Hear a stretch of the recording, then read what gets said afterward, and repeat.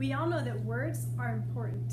However, students may sometimes struggle to communicate effectively, both inside and outside the classroom.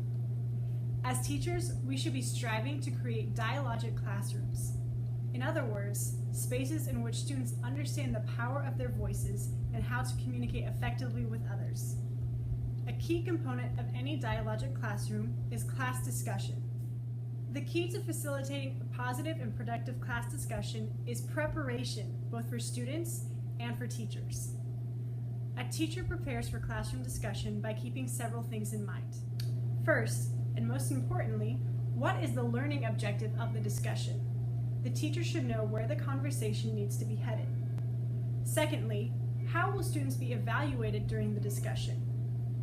Third, are there any required materials that the students will need? Lastly, the teacher should consider any preparation that the students need prior to the discussion.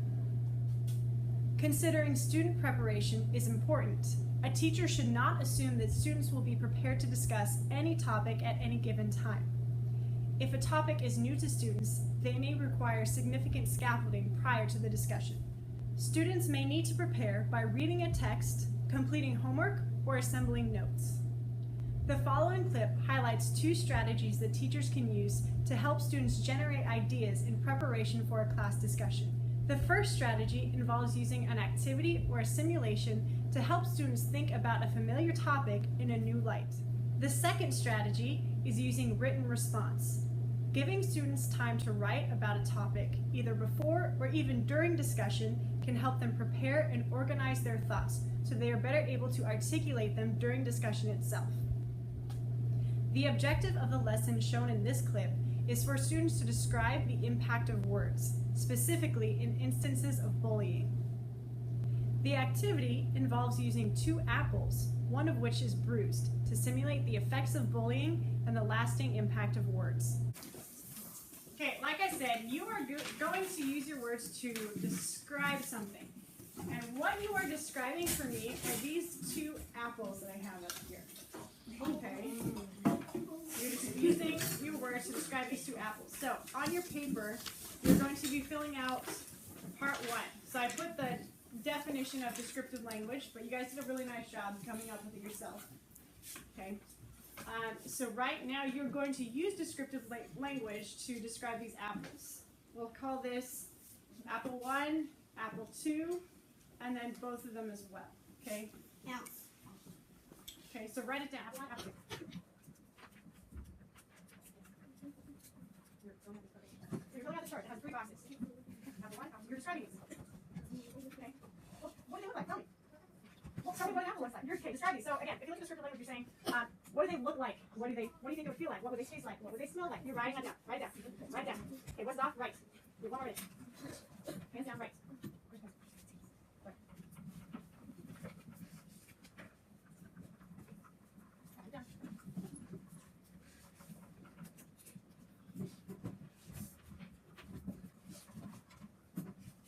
Apple 1, apple 2.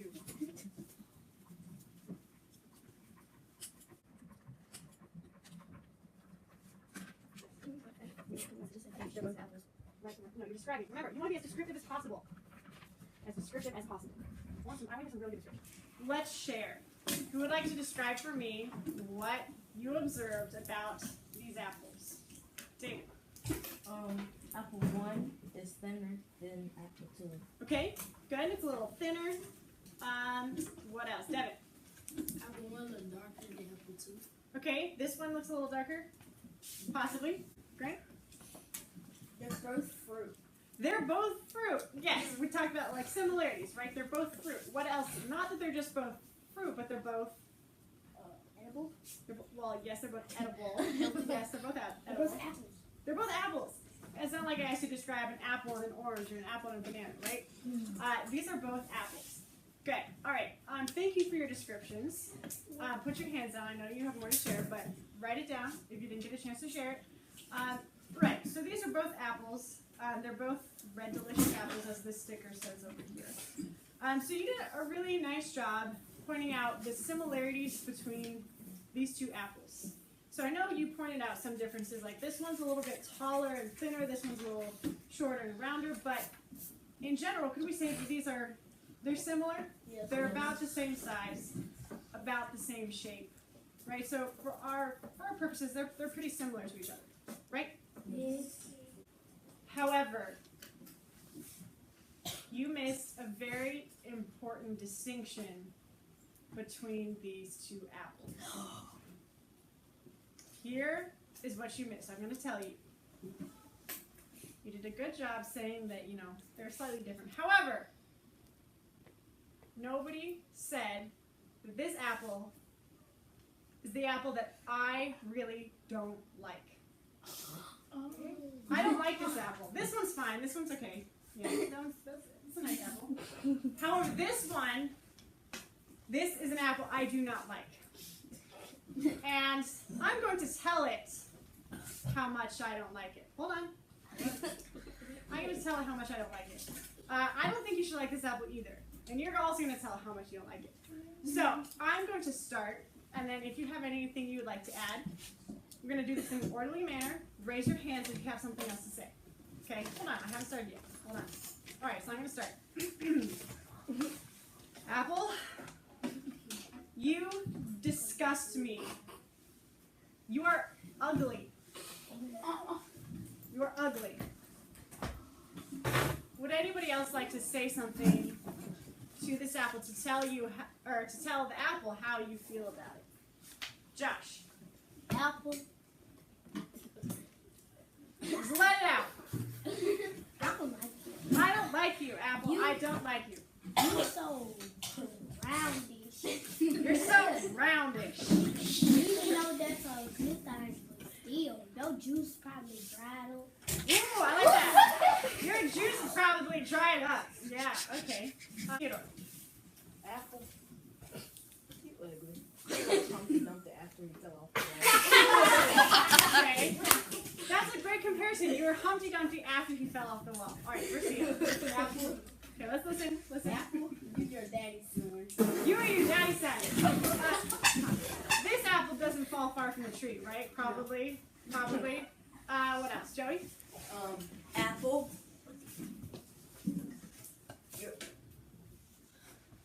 Your brightness makes you look fat. Your brightness makes you look fat. All right, Grant. The apple part came from the wrong side of the store. Ooh, the apple came from the wrong side of the store. Yeah.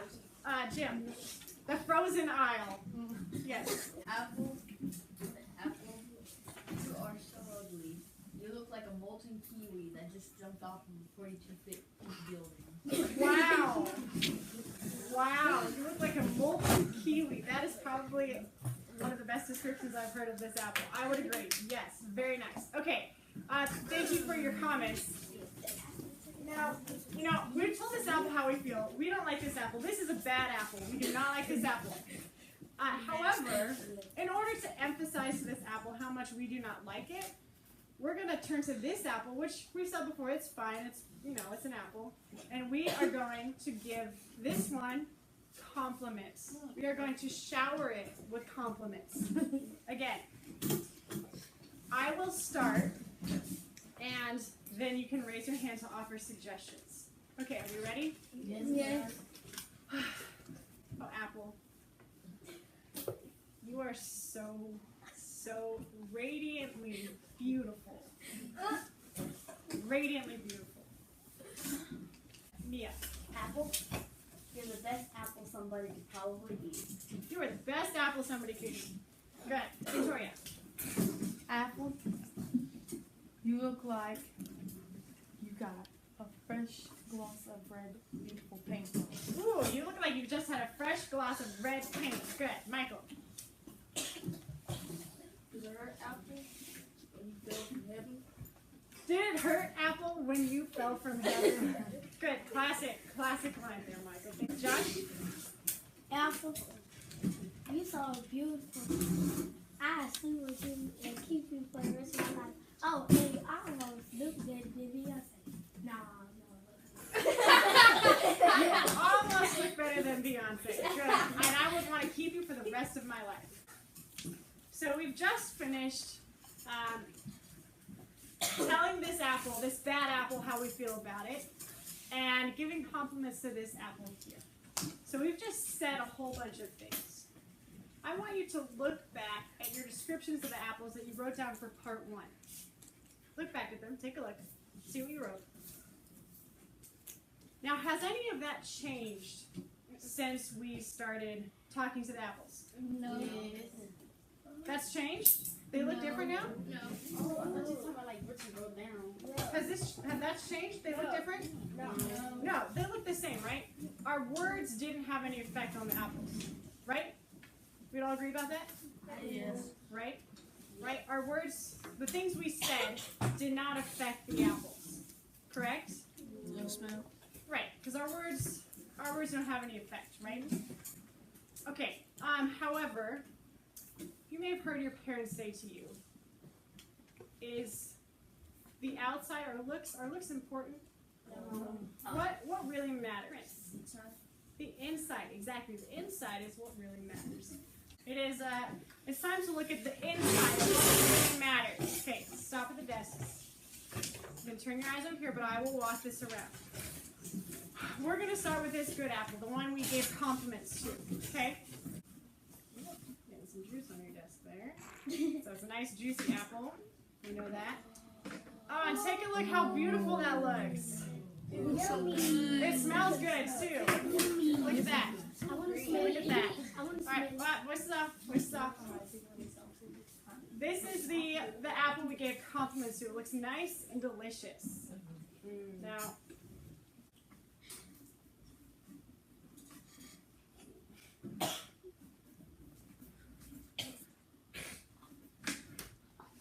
okay. Let me take a look. This is the apple that we insulted.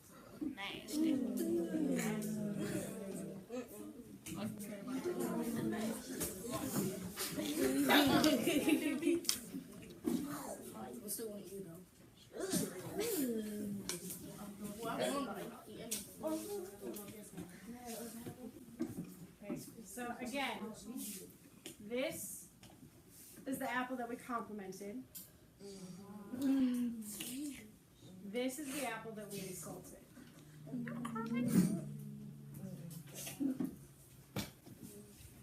I want you on part 2 of your paper, on the lines there, I want you to write your reaction to this. I'm going to give you about 2 minutes. Write your reaction.